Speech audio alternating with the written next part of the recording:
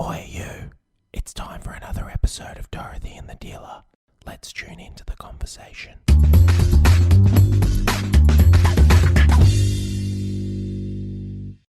Like, honestly, whatever happened to Tracy Chapman? Was she just a one-hit wonder? How we're starting our podcast. I whatever know, happened. But whatever. I know No, most she of the, wasn't. Most of the She young had a- people are sitting there going, "Who the fuck is Tracy Chapman?" Who? No, because I was listening to a remix of it today. You got a fast car. Is it fast enough so we can drive away? You got to make a decision. Which was a great song. It was such a great song. But was she only a one-hit wonder? Or? No, she had. I know she had something else. Did she? Yeah, I don't know. And then she just disappeared. I don't know. It's amazing how you just think about, like, such talent comes and goes, and they're just One in hit. and around. But it seems nowadays like all of that is gone. That original songwriting, bands and music from the 80s. It's so electronic now. Even you listen to Triple J. You have these bands that come in and they're just in and out for a short period of time. They're not like the Rolling Stones or the Beatles or. So I know some of the young people are going, the Rolling who? The Bee who? But they're in and they're out and they're gone. It's so short lived. Do you know what I mean? It's so short. Well, some. Like, but who? I mean, you'd definitely be some that are short-lived, but there are others that aren't. High end where you've got your Jay-Z's and stuff like that. Like those guys are at the very top, and there's not a lot of those. Do you know? Yeah, I see what you're saying. Yeah, I know what you mean. Yeah. Did you know that Van Halen died the other day? Yes, I did know that. Yeah, cancer. I think it was, but I think it was quite a big alcoholic. Give me a and Van drug Halen user. song. Din, din, din, din, din, din, din, din, do, do, do, do, do, do, do, do, do, bim, bim, bim, bim. Jump, but do you know that when he came, Jump. they had 4 albums before That one came out. before that song went the way it went, and they had 4 albums beforehand. But I was watching it and I was reading a piece by his son, and his son was saying the thing that he loved about his father when he watched his father play was that whenever his father played, he had this huge smile on his face, and he was one of he was probably the greatest guitarist of his time. Literally. He was an extraordinary guitarist. His brother was on the drums, and then David Lee Roth came in, and he was the singer. Mm-hmm. He was, but everybody thought it was David Lee Roth, but it wasn't. It was the lead guitarist and the drummer who were Van Halen, because their surnames are Van Halen. There you go. But see, when he played, the thing that I think I saw, and I think everybody saw, and his son brought to the forefront for everybody to pay attention to, was the fact that when he played, if you look at any of his concerts, he's just smiling his head off. Oh, I haven't seen any of that. I have to look. Absolutely loved what he did. Oh, I love that. Hey, that actually ties into what we're talking about today. Oh, okay. Good. That's good. That's like Great. Really Fuck, that's handy, isn't it? Jesus. That wasn't planned at all, but it does. Fucking hell. And I was just thinking how we talk about some random topics on this podcast, but every single time we talk about some random shit at the start of the podcast with these music things and have this little bit of trivia but that you know nobody why? knew I mean, we've that probably you knew. divulged this before. I'm full of fucking useless trivia, let me tell you. Now, I got a bit of hay fever at the moment. Excuse me, so I hope I don't snot on anybody. They've just given me some hay fever. On any, tablets. well, the luck is But no the one best you cure hear for other- hay fever, have a guess what it is? It's fucking vitamin C. Stack lots of oranges into you, and it tends to knock out your hay fever. Excellent. And there was a vinegar that Shelley Revell sent me over once, a type of vinegar that had That's artichoke right. in it. And Christ, that was good. And I was in a naturopath's office the other day, and they had a fucking bottle of it up on the shelf. And I'm like, shit, why have you got Get that you up some there? of that. And she goes, oh, because it's a really good, and it's a vinegar for your food. It's a really good cure for hay fever. Anyway, you're going to say about why we start the podcast this way? Because have you ever been in, well, we've said it before, but whenever I'm around Renee, she'll come in and she'll wake up in the morning, she'll just come in and sing a couple of lines from a song. Ice, baby. Do, do, do, do, do, do, do, do, do, do. And then 10 minutes later, I'll be like, and I'll look over at her and I'll go, fuck you, Renee. And she'll be like, I'm in your head. And so when people do that, you remember what they're about to talk about. There you go. There's a psychology That's just a behind little everything. bit of a bit of genius little bit there. of method to our madness. Anyway, So what are we talking about today? So you ended up by saying about that he just did what he loved, so he was smiling. So I know you've had a few comments from some of your personal clients about their mission and being on track with their mission, and like some more tips about how to do that and how to feel inspired and stuff like that. So we really wanted to talk about that today. So right? I mean, you have to start by just saying that, you know, it's not about what you do, it's about why you do it. And when people go, oh, you mean my why? I got to follow my fucking why. Like, it was such a clicky thing. And I love Simon Sinek. Like, Simon's great. I'm just reading his book at the moment. Yeah. Yeah. And this whole thing of, oh, you got to follow your why and your fucking why, so, which is true. But people have to understand that your why is to do with what it allows you to feel. Do you know what I mean? Yeah. What certain things allow you to feel. I'm going to sneeze. Hold on. Achoo. Oh, nice. Normally happens in threes. Okay, I think I'm okay. Am I okay? I'm good. You good? I'm good because you're over there and you can't sneeze on me. Be careful because I got a big nose. Yes, that's true. What do you mean? Yeah, that's true. Oh, You're meant to sorry, say, no, no. you've a really fucking Your small nose is Jesus amazing. Christ. Do you see what I mean? So just leave it. Anyway, so that you're not I'm just making gonna extra put this noise. snotty tissue in my old coffee thing. Oh, that's a great. Yeah, That's a that's great what I- visual for everybody. Oh my God. You should try your The lights because your professional- hard works. Right? Try Professional. your fucking lights, mate, because your Such a- big fucking hooter works. You're such a professional. So but people have to understand with their why. Your why is really to do. Why is more of a self-fulfillment feeling. It's to do it that the things that you're doing are allowing you to feel the feelings that are most important to you, that allow you to feel alive, feel awake, feel aware, feel as if you're part of something, feel connected, feel congruent, feel limitless and immortal. You know, that's really what you want to be doing. And it doesn't matter what the fuck you do, as long as you're doing things to give you that. So when you say a why to people, they generally think, oh, it's around my fucking purpose and my job and my career and what it is I'm here to do. It's nothing to do with that, and it's kind of everything to do with it. It's everything you do in every area of your life should be allowing you to access and hack those sensations that you get when you're in flow, when you're in stirred, you know, that selflessness, timelessness, effortlessness, and richness, restless, and rich. You shouldn't be fucking restless, by the way. You should be inspired when you're doing it.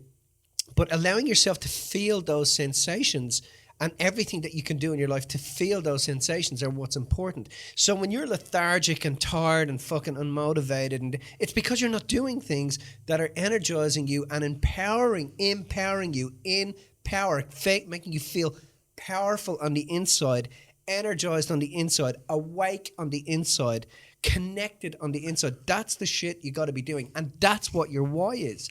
People make this dreadful mistake of feeling, oh, I'm fucking stuck in this career. No, your career, you should be really grateful no matter what the fuck you're doing, whether you're washing dishes or whether you're wiping arses. It doesn't matter. As long as you link your career to the sensations your career allows you to feel the things that you truly and ultimately want to feel. That's what's important. Yeah. The only time people feel disempowered and off track is when they can't see the connection, feel the connection, sense the connection, hear the connection. That's when they feel that they're off track with things. Yes. So basically, I mean, you know, there's people that we meet at times, especially when we first meet them, that they don't feel inspired about what they're doing or their jobs or where they're at in their lives. What we're saying is, and what you're saying is that the reason that we're not inspired is because we don't realize and we haven't made the connection to how what we're doing is actually helping to fulfill the things that are most important to us and what we value the most. Well, they feel that between who they are and doing what they love, there's a job. Or they feel between who they are. That's a gap, or that's a barrier in the way to doing what they love. That's what they think the problem is. So they blame the job rather than taking responsibility and responding differently, using your ability to respond differently to what the fuck you're saying about your job and your career. Yeah. Your job and your career is not a barrier between you and your dreams and aspirations. It's actually what's there to enable you. So it's a conduit. Your job and career is your career is a short circuit to you doing what you love. And they're not pissed off because of the job. They're pissed off because they haven't made the emotional, energetic link to it. Mm-hmm. So how do you do that then? So what does that entail? Well, I think... Because, firstly, really, it entails knowing what actually does light you up and what does inspire you and what is your value. Yeah. Because if you don't know that, then there's no way to link it. So you do need to know what you're linking your job to, if that makes sense. Right. So blame of the kids, the job, the career, anything is simply an inability to make the link. Yes. Right? So that's all blame is.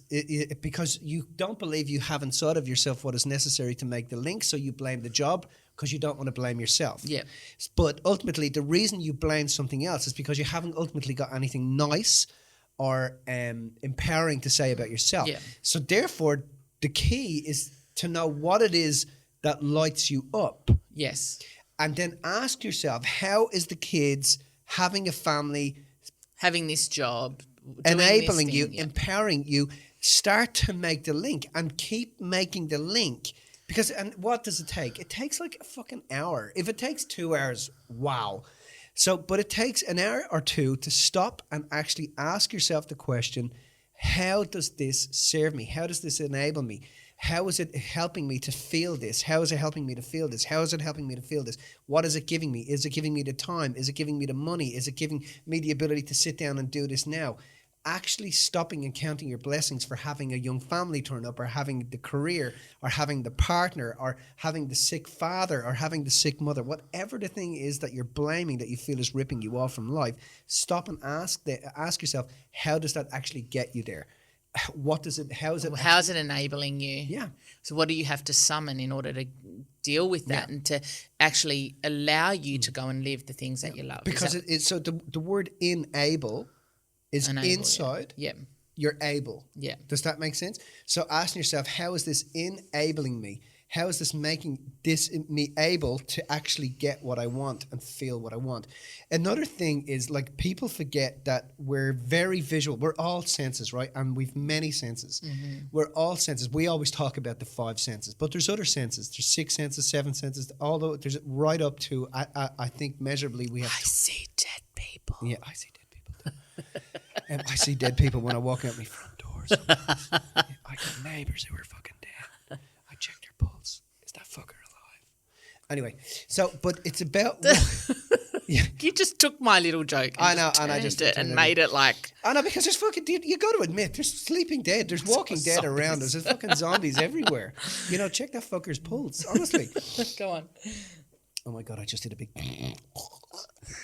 These sound effects are so professional on this podcast today. It's so awesome. So, but it's about also understanding that we're sensory human beings. So you got to feed your senses. Does that make sense? You got to feed your senses. So people say to me who've done a bit of work with us, like they've done letting it go, or they're in STP, or they're personal plan. Mitch, I'm fucking reading my mission statement all the time. And in actual fact, your mission statement is such an important part of what we do in letting it go and teaching people that.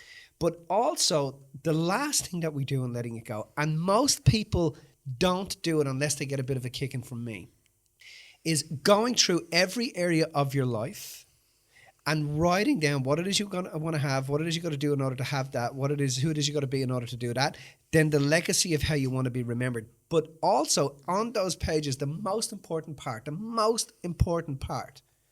is having images. Attaching an image to how you want your life to roll out. Mm-hmm. Because if you don't do that, that image will change all of the time.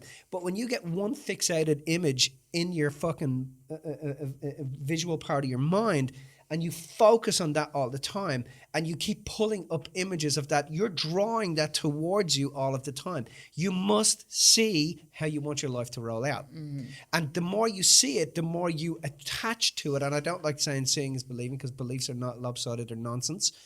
You will start to watch it show up. So now you go from believing in something to knowing, because it starts to appear. Yeah, because you're attaching some, it creates like almost like a visceral effect inside of you when you're able to see something, because you bring it's like it draws it towards you when you're seeing it. Yeah. So, but it's like when I go to get a new car, or have I got to buy a new boat, or have I got to buy a new property, or if I'm buying another asset. You know, I go on, I find it, and then I just keep fucking. And Angela will say, "Oh my God, are you on the phone again?" I'll take it to the fucking toilet. I'll look it up. I'll get up in the morning. I'll look it up. I'll watch videos. You're like a one-track mind with that.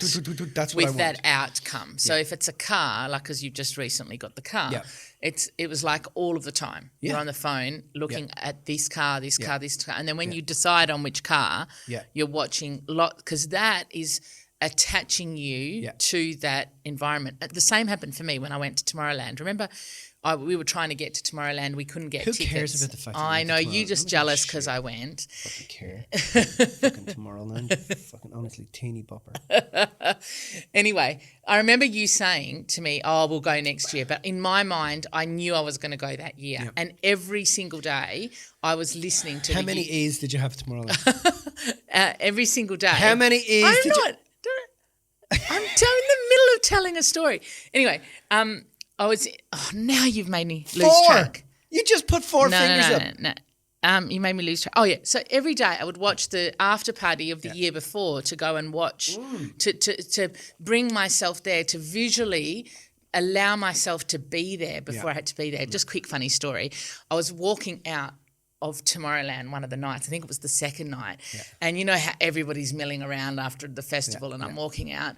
And there was a girl walking beside me on her own. And I said to her, how was your day? And she just looked and she goes, "Oh, the E's are so good."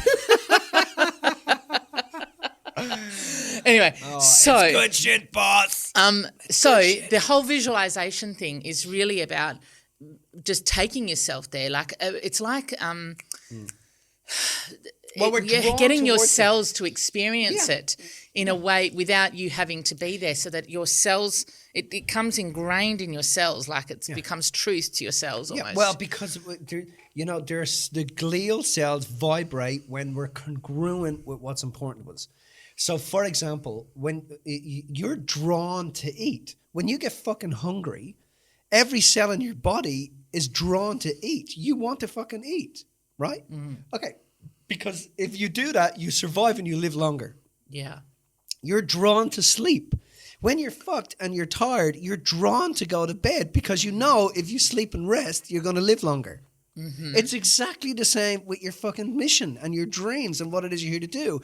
If you're drawn to your dreams and you move towards your dreams, you're going to live longer. Mm-hmm. Make sense? If you're purposeful, you're going to live longer because your health and vitality is fucking up. Well, this is not something we just made up last Wednesday. This happens in the cells of your body. Yeah. So the more evolved cells, like the primitive cells in the body, are cells that there's many of them. They reproduce They more. reproduce quicker. They have a quicker mortality rate. But they have many purposes. Yeah. The more evolved cells of the body have a more specific purpose. Right. They last longer, lesser mortality rate, lesser reproduction rate, but they last longer, they live longer. Yeah. So the same goes for a human being.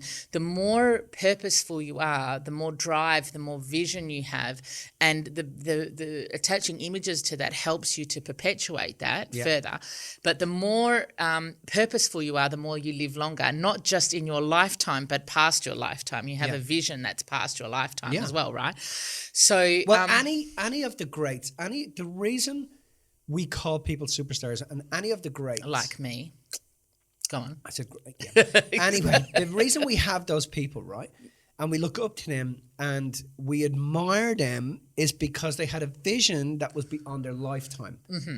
And so they didn't equate death with stopping. Great Alanis Morissette line. Yeah. So, but they had a vision that is beyond their lifetime. So they had an immortal view of their reality because it extended their longevity of vitality while they were alive. Yes. And they understood that. They got that. Mm-hmm. That's why if that's an ancient piece of wisdom, you have to understand that people who have a long vision for their lives. It's not everybody, it's not everybody, but people who want to make a difference in the world tend to eat well, they tend to sleep, they tend to make sure that they're doing, things that are going to energize them and allow them to have the full experience when they're doing what they love. Mm-hmm. That's why when you go and get on the beers and then the next day, you're getting to that point where you need to stop drinking, but you don't, you keep going. or you're eating shitty food, you know the next day you're going to be low energy, and then you feel guilty because you're not there for the kids. So, but when you're energized and, you know, you're doing things in moderation, you know the next day you're going to have more energy because so you can be there to connect with the things that you love. Does that make sense? Yeah. But that also is related to I think it's the telomeres on the cells, that when you're doing what you love, they elongate and lengthen and they give you more vitality. So what ages you... Well, telomeres are connected with...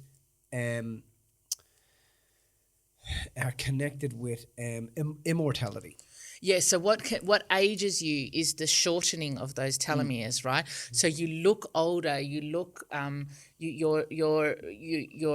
your cells are when they're shrinking up, when the telomeres reduce, you age physically. So the more that you can be on purpose, the more the visual effects even of aging start to decrease because of the fact that you're living more on purpose. So this whole concept of living on purpose and being clear with what that outcome is, you've been telling people recently to make sure that they're attaching a visual to that outcome, because that visual, like I knew when I was back when I was teaching, I used to have a mate of mine who went to the Sydney Olympics. Yeah. And she went there because she was she did shooting. Yeah. I don't know exactly what categories she was in shooting, but so she wasn't an archer. No. She was a rifleist. Yeah, she was with rifle, but there was a few different categories that she was in. Right. But okay. You know, when they're lying down, was it prone? Marksman or marksman. I don't know. Yeah. Anyway, but one of the ways that they trained is that and there were studies done that the visualizing it was just as important as doing the actual physical training of shooting. They had to visualize themselves actually hitting the target, visualize their position, visualize all of this stuff, because that helped them to be more effective as well. Right. You know, so this whole visualization thing, it's not something that is like, you know, this is lots of people, like there's been studies done to show that even just visualizing playing the piano or visualizing, you know, exercising, whatever, actually improves and more than people who didn't visualize doing it, right?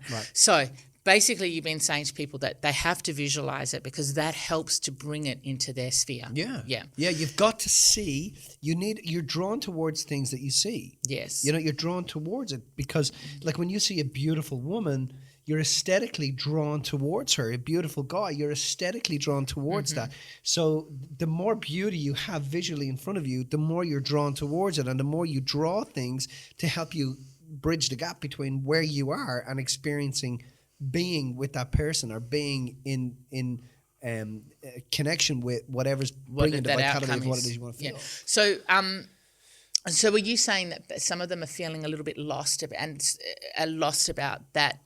Like, well, I think what's happening is when you read your mission statement over and over, repetition lulls the brain to sleep, right? Yeah. So if you're not, you've got to be moving. You've got to be moving, and you've got to be doing things. You got to be involved in what you're creating and in your mission and your vision. You got to be involved in that stuff. Yeah. If you're not involved in it, then it's not going to happen. Yeah. So be involved in what you're doing. Yeah. It's like, you know, I have in front of me here the accountability planner. The accountability planner. Shameless plug. The accountability planner pulls you into your life. Yeah. You physically, you know, there's drawing exercises in there. There's things that get you, you know, pull you towards what is important to you. Yeah. That's why it's so fucking good, you know, because it does that. And anything that draws you towards feeling fulfilled is absolutely vital. So another thing that I love is particularly in relation to mission statement, is attaching audio to it as well, like listening to certain things that are inspiring while you're, or I know Dean Martini talks about it, but if you have listened to any particular songs that have resonated with you over the years, sometimes it's the music that resonates and sometimes it's the lyrics. And when it's the lyrics, if the lyrics really pull at you, he suggests that you take them and you pop them into your mission statement because they're calling you and speaking to some part of you in some way, right? And for me, music really does that, and listening to my mission statement or having uplifting audio as well helps with that, because audio is to me anyway, it's a very there's just something about having like the audio that's uplifting, and that like I have a playlist for me of inspiring songs, things that I use over time that I know that if I'm ever feeling like I need a little bit of inspiration, I'll listen to this playlist, because they're uplifting types of songs, because they bring you there, right? So another thing that I like with the mission statement is incorporating either the lyrics of certain things or the music. Yeah. There's a song I used to use whenever the kids were graduating or moving on from one thing to another, that I always used to put on their PowerPoint presentations, and it was by a woman named Leanne Womack. Right. It's From a country Womack song. and Womack? No, and it was a country song, and it's called "I Hope You Dance." Oh, right. And I loved it because the line is, when you get a chance to sit it out or dance, I hope you dance, and it's about like participating in life. That to me really speaks to me. So that those sorts of lyrics, I think, including them in there helps as well. Yeah. Cool. Hope you guys enjoyed it. If you found this information inspiring, make sure you subscribe and tune in to the next Dorothy and the Dealer podcast.